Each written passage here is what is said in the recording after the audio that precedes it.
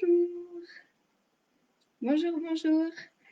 Alors voilà, on est reparti pour une nouvelle vidéo du jeudi. Vous avez été plusieurs à réagir à la vidéo de la semaine dernière sur le changement. Et puis vous avez été quelques-uns à questionner sur les changements que je propose. Alors aujourd'hui, je voudrais parler de l'ouverture au changement. On a dit le changement, d'abord, c'est non. Non par habitude, non par peur, non par résistance, mais aussi non par passivité ou par externalité. Alors ça peut être croire qu'on connaît, qu'on a tout essayé, qu'il n'y a pas mieux, et voire même que c'est comme ça et puis c'est tout. Et puis non par facilité, manque d'énergie pour investir la nouveauté. Alors, s'ouvrir au changement, ce serait peut-être être vraiment dans un esprit d'ouverture. S'ouvrir à l'envie. Alors, on pourrait même écrire en 2 mots pour se sentir en vie. S'ouvrir au plaisir de la découverte, à quelque chose qui peut être plus beau, plus fonctionnel, plus efficace. S'ouvrir à l'honnêteté aussi, à sa propre honnêteté vis-à-vis de soi-même, en acceptant de voir ce qu'on ne connaît pas, ce qu'on n'a pas essayé, ce qui est peut-être mieux. S'ouvrir à l'internalité, prendre en soi le courage de regarder vraiment ce qu'on peut et élargir l'éventail de son champ d'action. S'ouvrir à la balance aussi, bénéfice-risque, et se concentrer sur ce que ce changement va m'apporter.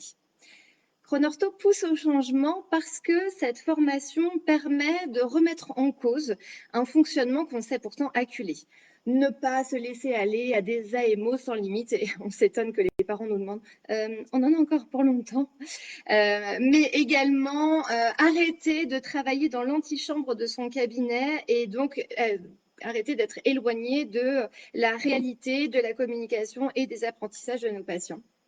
Tenir compte enfin de la réalité à laquelle est confronté notre patient. Mais il faut alors aussi peut-être travailler la question des bénéfices secondaires versus le changement. Est-ce que c'est rassurant d'avoir derrière l'enfer des listes d'attente à rallonge du travail jusqu'en 2053 ? Est-ce que c'est confortable d'une certaine manière d'avoir derrière la pression des responsabilités une posture de soignant, sachant, voire même presque sauveur ?